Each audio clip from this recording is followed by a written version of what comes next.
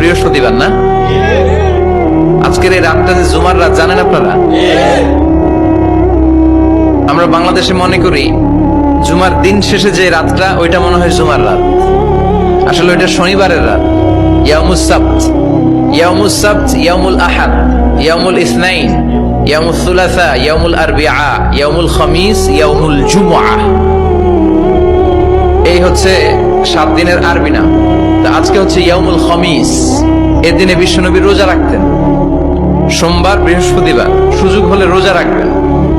যারা রোজা রাখবে তাদের জন্য ইন দ্য ডে অফ জাজমেন্টে আল্লাহ স্পেশাল একটা গেট বানাবে জান্নাতে ঢোকার জন্য।